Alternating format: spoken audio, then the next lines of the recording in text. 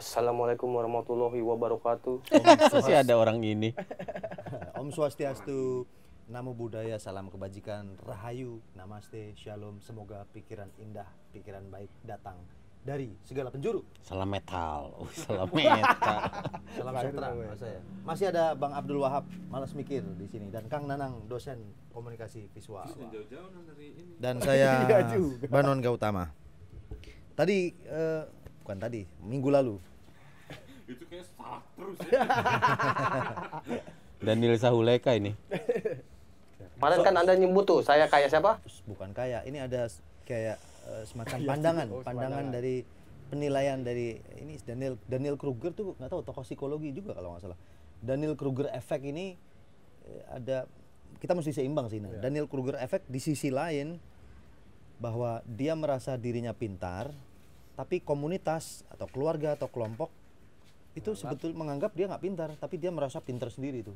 Tapi dia terus kerja aja, tapi ya udahlah, memaklumi kalau memang dia begitu, ya gimana lagi kita. Kebalikannya, di sebelah sisi lain misalkan kelompok atau keluarga atau komunitas menilai dia tuh pintar, dia tuh bisa, dia tuh mampu, bahkan bisa berkarya atau menciptakan sesuatu yang lebih dari itu. Cuman dirinya sendiri itu merasa menilai dirinya nggak mampu gitu. Oh gitu. Kalau menurut saya Anda agak lebih condong ke sana kayaknya. Kemana tuh? Tapi bisa jadi PR buat kita semua ya, bahwa kita harus tengah-tengah. Bisa interpersonal, bisa juga intrapersonal gitu. Bagaimana kita menilai atau merenung, mengevaluasi diri sendiri, dan juga sekaligus Dia lagi nebak-nebak. Ini poinnya apa? kita dengerin nilai-nilai dari orang lain. Gua udah bener belum kalau jalannya begini. Misalkan biasanya kan orang-orang di sekitar pada umumnya, atau mungkin terutama saya, menilai brand Anda soal malas mikir yang gambarnya otak pink itu, konotasinya kan mikir kok malas gitu. Jangan dong Dul, lu jangan bikin brand kayak gitu dong. Apalagi lu kan punya temen Nazar, seorang desainer poster atau desainer produk yang bagus gitu. Kenapa harus kayak gitu gitu. Nah gitu-gitu maksudnya. Tapi kita kagumnya Anda terus berada di pendirian yang tersesat itu gitu. Tapi nggak apa-apa juga kan, kita nggak memaksa Anda untuk menurut kita. Dia ngejudge, biasanya nggak pernah ngejudge. Ya, menurut beberapa orang ya, karena kan yang gue lihat ini konotasinya cukup nggak bagus nih, malas mikir gitu. Padahal bisa jadi mikir yang positif atau mikir yang bagus itu adalah doa gitu. Nah, dia tuh ngejudge terus nggak minta disensor tuh cuma sama lu doang.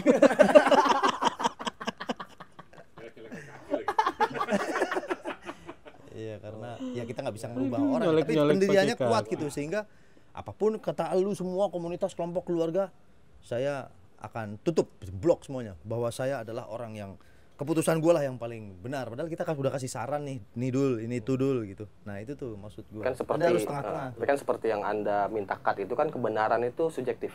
Ya. Berarti gitu memang. Jadi buat apa kita membenarkan kebenaran orang kalau menurut kita pribadi itu salah gitu. Ya. Bisa jadi apa yang Anda lakukan itu ya benar buat saya, belum tentu benar buat yang lain. Belum tentu nyaman buat orang lain memang. Benar. Sih kan Anda yang menjalankan, kenapa saya harus mendengarkan orang lain kan? Itu apa tuh? Salah satu contoh atau syarat untuk menemukan diri sendiri tuh itu sebetulnya sih. Tapi kalau saya logikakan dengan matematika, malas mikir itu adalah sebuah hal negatif. Tapi kalau kita perkalian, matematikanya di mana? Ibarat matematika analogi. Malas mikir itu hal negatif. Kalau kita kalikan dengan hal negatif menjadi positif, benar nggak, Kang? Misal malas mikir berbuat jahat, jadinya Berbuat baik. Malas mikir, berbuat jahat, dia berbuat baik positif. Nah, tergantung sudut pandang aja.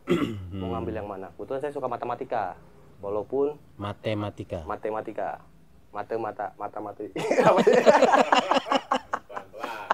Analogi matematika gitu ya. Jangan-jangan bukan malas mikir sebenarnya, disleksia. Ya, Seleksi pikiran ya. kan Anda menilai diri sendiri juga diseleksi ya waktu Iya, itu. karena suka kata-kata yang kelewat aja nggak baca. Padahal sebetulnya Anda nggak suka. Kenapa Anda bilang suka? Suka-suka. Oh. Ya kan suka-suka saya. Gue tuh lagi mikir gitu. Ngapain juga mikirin orang malas mikir. Iya, orangnya dia aja mas mikir ngapain dipikirin gitu. Iya. Bener kan, Non? Ya udah kita Terus kita Dari sekian banyak hal yang penting untuk dipikirkan, atau dari sekian banyak hal yang orang lain pikirkan dan lu malas pikirin gitu. Kira-kira apa yang menurut lu penting untuk dipikirkan biasanya? Diri Contohnya. sendiri. biasanya. Diri sendiri. Diri sendiri. Ya, selfish. Selfish saya cuma termasuk Selfish. keegoisan. Oh, keegoisan. Hebat sekali ya. Maksudnya lu egois gitu. Iyalah, karena menurut saya apa ya? Orang yang gak egois itu nggak mungkin nggak ada. Pasti semua orang memiliki keegoisan. Cuman Mencintai mungkin diri sendiri ya. presentasinya tuh beda aja. Persentasenya beda. Kalau saya mungkin lebih besar persentasenya mencintai diri sendiri. Gitu. Anda mencintai diri sendiri gak? Seimbang sih bagusnya. Tapi awalnya begitu memang ya. Tugasnya untuk self love gitu, self love ya. Tapi Nabi malah ngajarinnya lo harus mendahulukan orang lain. Nabi mengajarkan harus mendahulukan Kan orang dia lain. nabi, kita manusia. Kan nabi kan ada banyak. Oh iya, ada di luar 25 juga ada. Iya, ada Pak, ada. Kan nabi dan rasul baru 25. Qul innama ana basyarum mislukum yuha ilayya. Artinya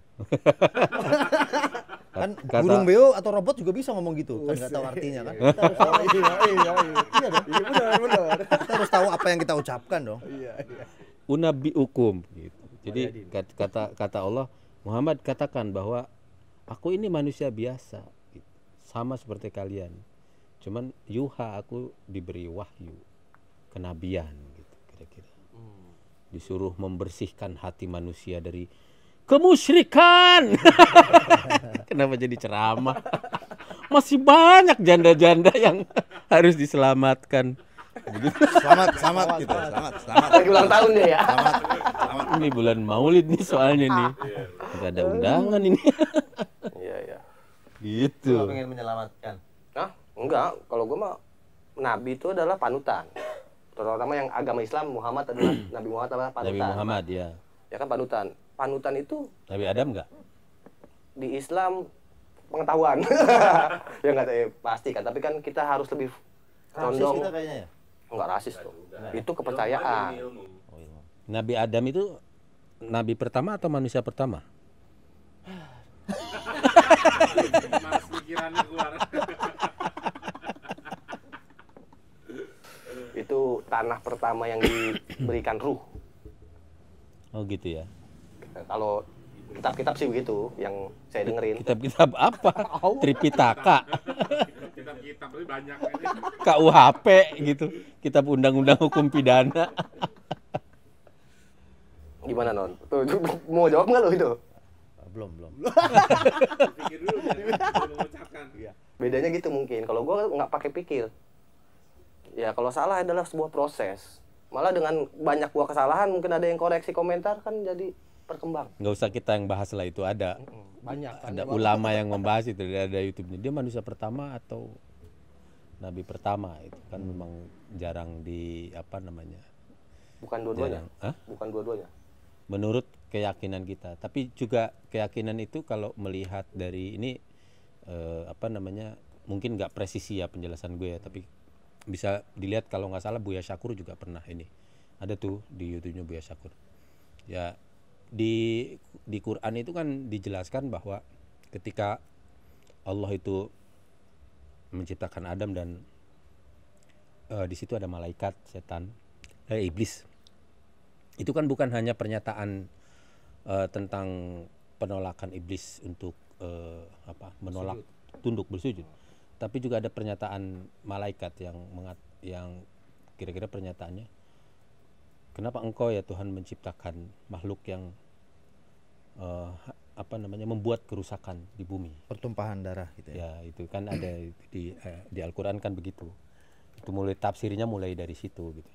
Jadi kalau dilihat konsepnya kan malaikat itu tidak punya pengetahuan kan gitu. Dia kan makhluk yang diciptakan untuk taat gitu kira-kira. Kecuali misalnya artinya dia sudah melihat ada fakta gitu, kira-kira pengetahuannya itu kan dari pengalaman, dari fakta gitu.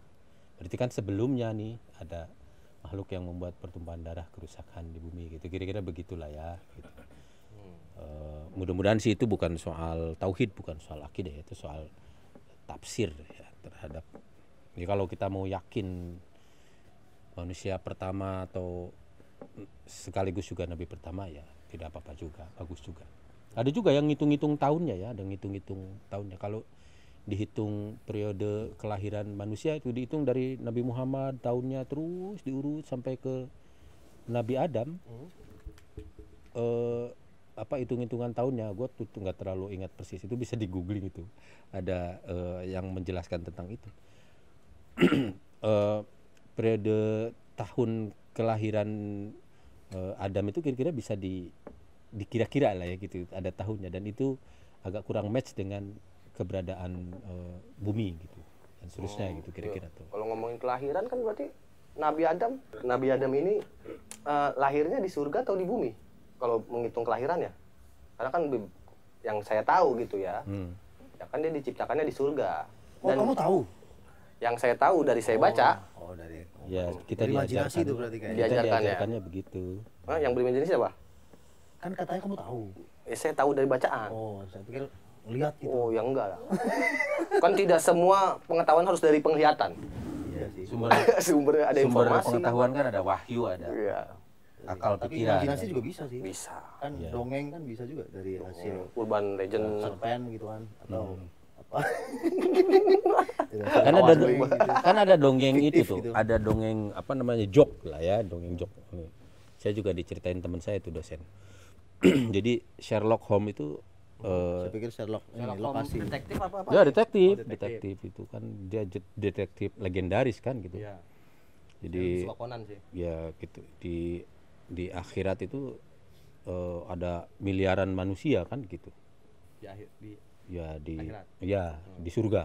Pokoknya di dunia setelah kematian gitu. Lalu kemudian ditantang, Anda kan detektif hebat gitu. Dari sekian banyak manusia ini coba temukan Adam dan Hawa. Tuh nggak sampai 10 menit ya. 5 menit dapat dia Adam dan Hawa. Caranya? Sakti dia. Nah itu gue mau nanya, kenapa kira-kira itu Sherlock Holmes? Kenapa nemu? Saya pikir Anda tahu jawabannya. Tahu saya. Tahu, dia ngetes dulu. Ngetes dulu. Kayaknya ada brandnya, Kan tatonya. kan dia kayaknya. malas mikir supaya mikir gitu. Nah, maksudnya atau mungkin ada ciri-cirinya kamu silakan. Nggak ada, waktu itu belum ada Kan seniman mungkin tato. belum ada baju mungkin kan waktu itu. Kan Belum ada semuanya tato bisa jadi telanjang tekstil kalau gitu. di Ya. alam iya. keabadian ya kan. Kan nggak pakai ini kita. Kini kita udah dilepas nih. Iya. Kulit, tulang, darah itu kan udah nggak pakai. Jadi kenapa dia bisa dengan cepat menemukan itu? Karena ini series Netflix kayaknya sih. Jadi dia menemukan dua orang yang nggak ada pusernya. Oh, karena nggak ada yang motong hari-harinya. Iya. Kan manusia pertama. Dia nggak ada sebab gitu ya. Akibat yang tanpa sebab gitu ya. Iya, jangan dianggap serius lah itu. Sherlock Holmes itu satu surga dengan itu juga kita nggak tahu. Dia Surga tujuan tanpa bagaimana? asal berarti dong.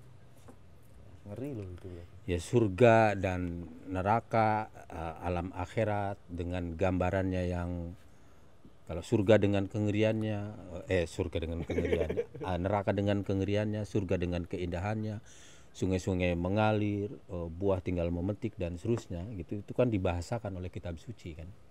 Dan bahasa itu kalau menurut doktrin yang kita terima, jadi Tuhan berbicara dalam kapasitas atau kemampuan manusia untuk menangkap sesuatu sebagai gambaran kebahagiaan yang abadi. Hakikatnya kita nggak pernah tahu gitu. Mikir. Ada istilahnya bersukacita di neraka gitu kan. Nah yang sesungguhnya kan nggak pernah diketahui kan, tetapi kemudian dibahasakan dalam bahasa yang kira-kira paling manusia mengerti gitu. Itu sebabnya kan mungkin orang-orang dari Timur Tengah, dari Arab, kalau ke Indonesia senangnya ke puncak, senang kayak surga kan, seperti yang digambarkan. Karena situ nggak ada pohon ya, jarang ada ini kan. adanya kaktus. Iya bener kan?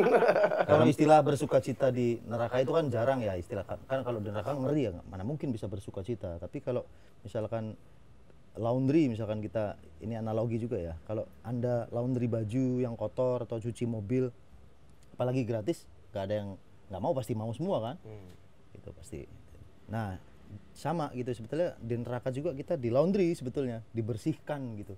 Sebetulnya kita harusnya mau sih supaya kita bersih dan bisa dipakai lagi gitu, difungsikan lagi, sehingga fungsi neraka itu untuk membersihkan memang sih.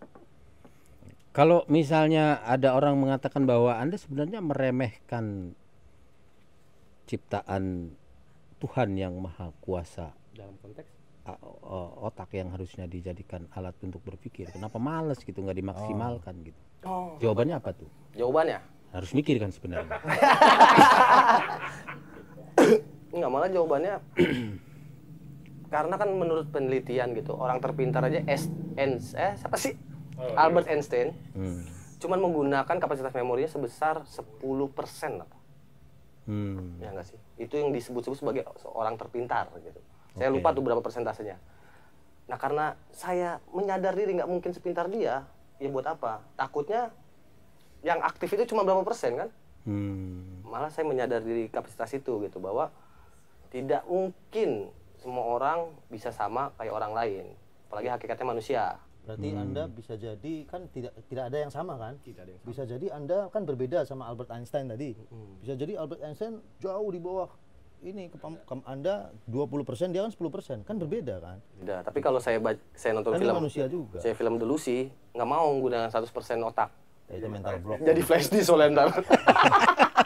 Nonton film Delusi tuh, jadi flash disk lu ntar. Itu keyakinan yang mempengaruhi Anda kemudian. Kalau menurut Einstein mana lebih cepat, cahaya atau suara? Tergantung. Tergantung, ini menurut Einstein nih. Enggak, kalau menurut saya tergantung, kan saya bukan Einstein. Kalau menurut saya tergantung. Kalau kita merem ya cepetan suara, kalau kita melek cepetan cahaya. Bener nggak? Bener nggak? Ya menurut saya gitu. Kalau menurut Einstein kan lebih cepat cahaya ya, kalau nggak salah begitu ya. Iya benar. Pikiran pun secepat itu juga, Kang. Kecepatan berpikir, maksudnya respon, reaksi itu cara kita berpikir tuh hampir secepat cahaya juga loh. Nanti di googling juga deh. Saya juga unik ya. Cara otak kita bekerja ini sebetulnya secepat cahaya juga. Benar ya. Kalau dari fakta yang tadi benar, saya setuju. Lebih cepat cahaya daripada suara ya kan? Karena kalau kita ngeliat geledek tuh yang kelihatan cahayanya dulu, baru tuh 1 menit lah baru ada suara gitu. Pernah nggak ngerasain gitu non? Iya betul. Memang begitu. Tapi kan kita harus lanjut di next ya kayaknya, karena Lanjutin next sama. Lanjutin Nggak usah lanjut deh, pusing. Oke, terima kasih.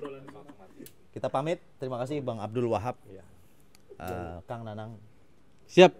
Terima kasih, Om. Sampai ketemu. Assalamualaikum. Om Swastiastu, Namo Buddhaya, salam kebajikan, rahayu, namaste, shalom. Semoga pikiran indah baik datang dari segala penjuru. Amin.